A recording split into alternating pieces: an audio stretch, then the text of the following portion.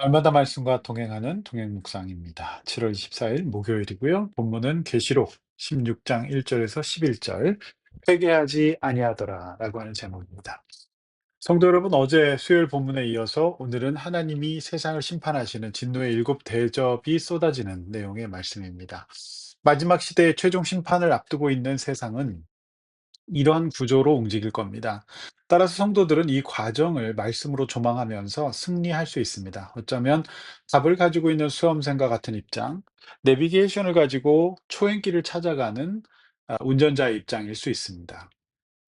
그래서 오늘 이 본문 다섯째 재앙까지 다루고 있는데요.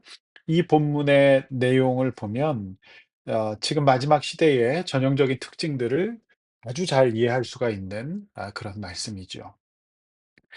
자, 첫째는 2절 말씀이죠. 이제 시작된다는 게 이제 1절 말씀이 나오고요.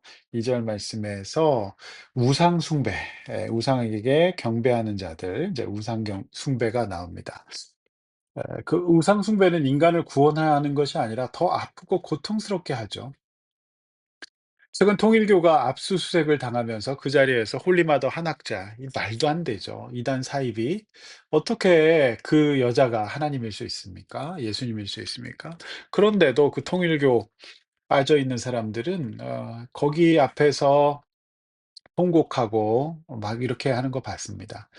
저는 그 자체가 너무 비참해 보였습니다. 영적인 종기에 걸려서 회복할 수 없는 영혼의 염증을 일으키고 있는 거죠. 우상의 종류는 다양합니다. 하나님보다 앞선 우리의 바램, 소망, 이 땅의 것들, 우선순위 이런 거죠. 학벌, 명예, 잘 먹고 잘 사는 거, 쾌락, 자녀, 인정받는 거, 소유하는 거, 이 모든 것들이 그 인생의 목적이 되면 이렇게 됩니다. 무서운 것은 무슨 통일교, 뭐 신천지 이런 이단 사이비는 그렇다 칩시다. 그런데 우리가 교회 안에 있다고 하면서 하나님 안에 있다고 하면서 여전히 성도들에게 강력한 영향을 미치는 우상들이 있어요. 이것이죠. 결국 이것이 성도들을 병들고 아프게 합니다. 그래서 우리가 이 마지막 시대에 이 우상을 잘 분별해야 되는 겁니다. 굉장히 매력 있는 우상들이 나올 겁니다. 자, 이 둘째, 셋째는 이제 죽음이 판치는 세상이 될 거라는 거죠. 자, 4 절에 그 근원이 피가 쏟아집니다. 근원에. 예, 이 물이 이 근원이죠. 생명의 근원인데 거기에 피가 쏟아져서 못 먹게 된다. 자, OECD 국가 자살률 1위 대한민국입니다. 무속과 사이비가 판치는 나라. 결국 그 속에 사단이 이끄는 것은 당연히 구원이 아니라 죽음입니다. 저는 물의 근원이라는 이 구절에 주목합니다. 우리의 가정, 교육, 세상, 어떤 인간의 가장 근원 속에서 죽음이 퍼뜨려질 겁니다. 그래서 살아야 합니다. 성도는 무조건 살아야 합니다. 죽음을 생각해 보신 적이나 우울한 상태에 계속 빠져서 이런 죽음 생각하시는 것들, 사단의 음성입니다. 물리치시기를 바랍니다. 그리고 5 절에서 7절 중간에 이 찬양이 나오죠. 11절 말씀처럼 하나님은 비방하고 회개하지 않는 자들을 이제 심판하시는 건데요. 그러므로 여러분, 우리가 이 영향을 단호히 거부하고 깨어 있다면 우리는 구원받은 자로서 저들의 심판과 전혀 상관없는 사람이 됩니다. 오히려 우리의 믿음이 인정받는 시간이 되는 거죠. 다만 예수 믿는다고 하면서 깨어 있지 못해서 성도답게 생각하고 말씀의 예언을 받지 못하고 찬양하고 예배하지 못하면서 그렇게 살지 말아야 됩니다. 그래서 요즘 7절 말씀과 같은 고백이 나와야 합니다. 전능하신 이시여 심판하시는 것이 참되시고 의로우시다. 아니라면 영적으로 내가 문제가 있는 겁니다.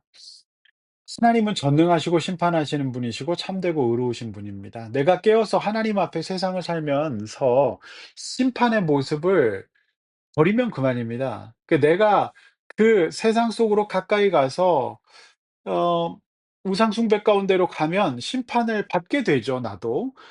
그래서 내가 이 죄악 가운데로 우상 가운데로 갔으면서 하나님을 원망하게 되는 거거든요.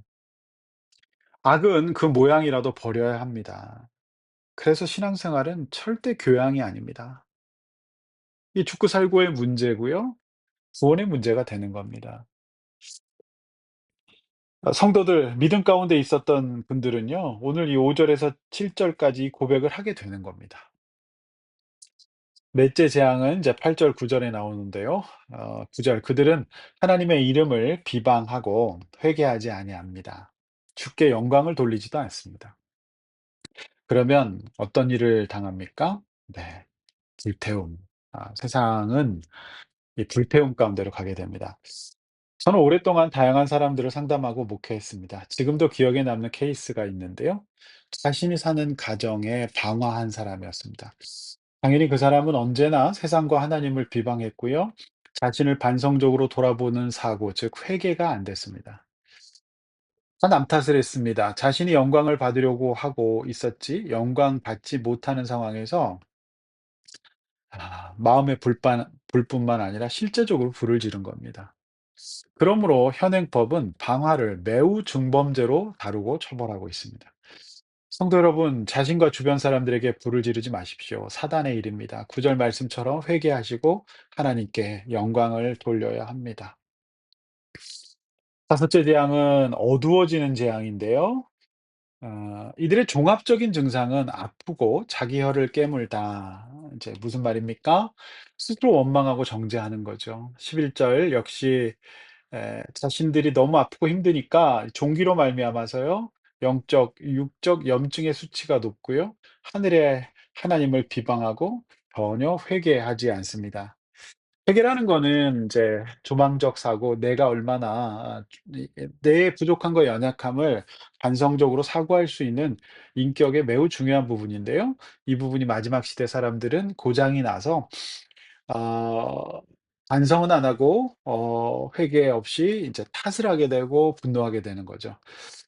세상 사람들, 믿음 없는 사람, 특별히 요즘 믿음 없는 청소년들의 컨셉은 어두움입니다. 항상 부모님 탓하고 자신을 돌아보지 않죠.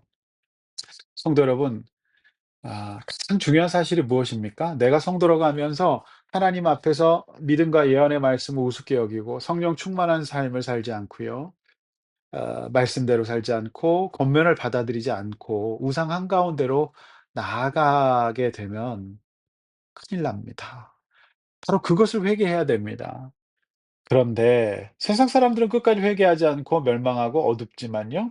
예수 그리스도 믿는 사람, 그래도 믿음이 있는 사람 넘어지더라도 그리스도의 보혈의 은혜가 나의 죄를 용서하고 다시는 어둠의 사람이 아니라 밝은 사람으로 하나님과 주변 사람들을 비방하지 않고 회개하는 사람으로 인도받을 수 있습니다.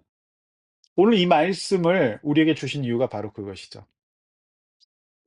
무엇보다 내 자신을 돌아보고 내 안의 우상과 하나님을 떠나 그 속으로 들어갔던 죄를 회개하고 하나님 앞에서 새로운 사람 되셨으면 좋겠습니다. 그 길만이 살 길이고 이것이 바로 오늘 저와 여러분들에게 주시는 계시록의 은혜입니다. 기도하겠습니다. 하나님 아버지 감사합니다. 마지막 시대가 될수록 회개하지 않는다고 했습니다. 그리고 오늘 이 다섯 번째까지의 재앙은 요즘 종말론적인 하나님 없는 세상 사람들의 전형적인 삶의 모습입니다. 주여 우리가 그 속으로 가까이 가지 않게 하여 주시고 믿음으로 살아가게 하여 주시옵소서. 오늘도 우리 모든 성도들 회개하고 하나님을 의롭고 옳으신 분으로 인정하고 내 자신을 돌아보고 회개하게 하여 주시옵소서. 예수님의 이름으로 간절히 기도하옵나이다. 아멘.